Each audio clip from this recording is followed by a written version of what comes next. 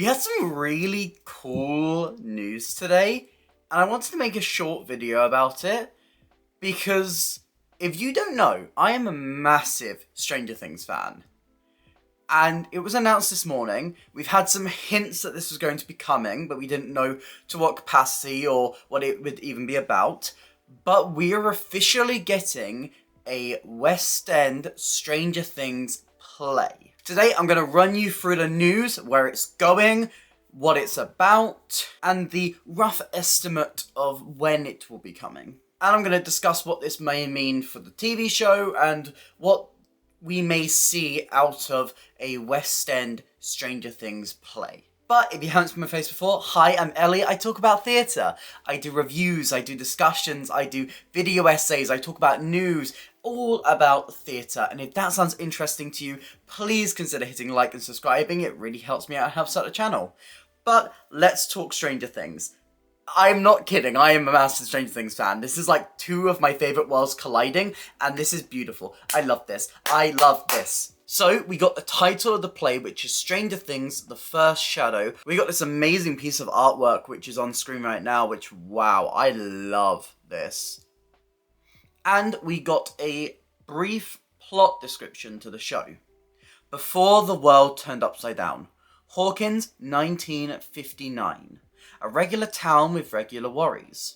Young Jim Hopper's car won't start.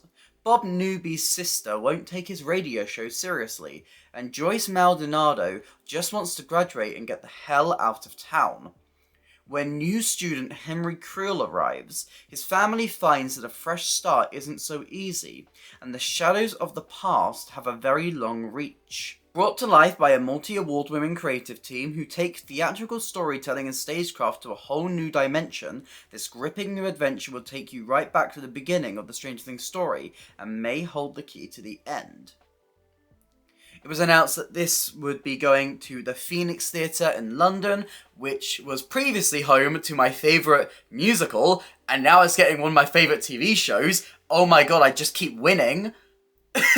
And it will be going there in late 2023. We don't have exact dates yet. We don't know if this is going to be a open-ended run. We don't know the full scope of what exactly is happening with this. But as a start, as a first glimpse into what this play is going to hold, this is very interesting. When they first announced that they were going to do spin-offs, I expected that we would be getting stuff from different parts of the world of Stranger Things. We'd be going to different towns and cities. We may see some stuff in Russia and focus on the Russian side of the story that we have opened up in the TV show.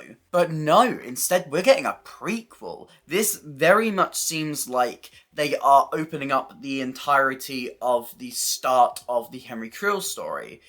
And I think this is very interesting is because this is going to link in a lot more than we originally thought to the actual mythos and the actual story of the TV show Stranger Things. This isn't something that's going to completely exist outside of everything. This isn't like some other spin-offs, like with Doctor Who's Sarah Jane Adventures, where it's completely separate. You can watch that on its own. This is going to affect the main show and affect the storyline of the main show in quite an interesting way. And that last line may hold the key to the end.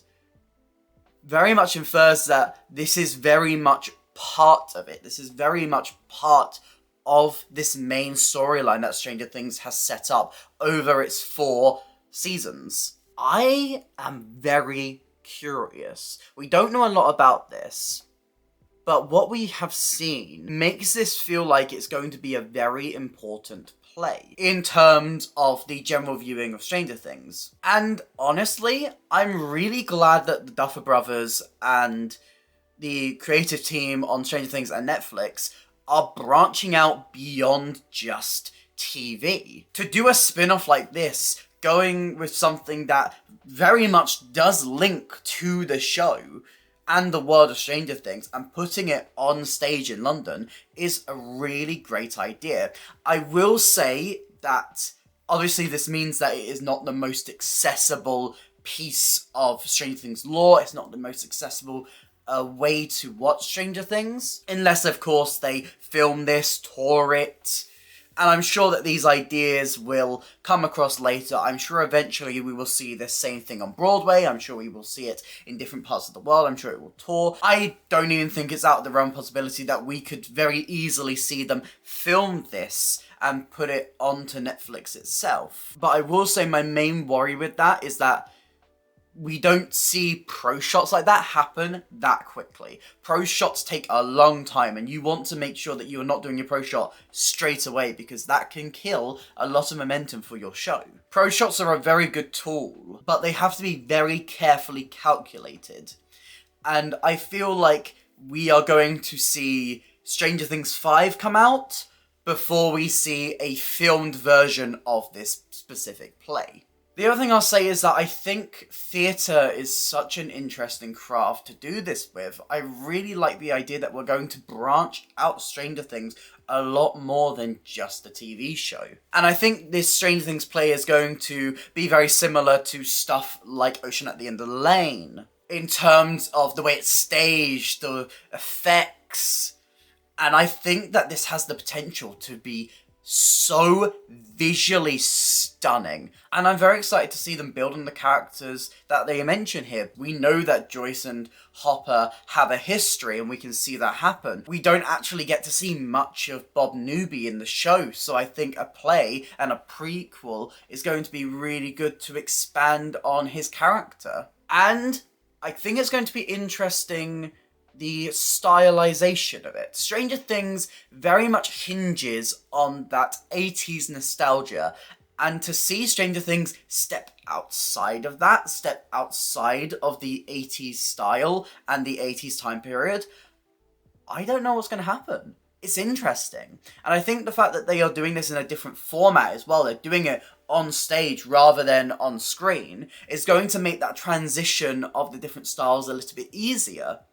Because you're already going from one very different medium to another, so to change the time period with that, which is something that I think is very core to the show, may end up working in its favour a little bit. I think there's a lot of reasons to be excited about this. I think there is a clear vision. I think that this is a move that is very interesting. I think that this is going to be a way to expand the lore, and I think it's a way to keep the hype up for Stranger Things between the 4th season airing and season 5 airing, as we know for a fact that this is a show that takes quite a while to film, and they're going to want to take their time to make sure that season 5 is as great as it can be, seeing as it is the final season. But what do you think? Are you excited about Stranger Things coming to stage in London? Are you worried? Let me know all of your thoughts and opinions in the comments down below. If you did enjoy this video, please consider hitting like and subscribing. It really helps me out and helps out the channel. There's some links to my other videos on the screen right now, and a link to my Instagram. But that's it for me today, and I'll hopefully see you next time. Bye!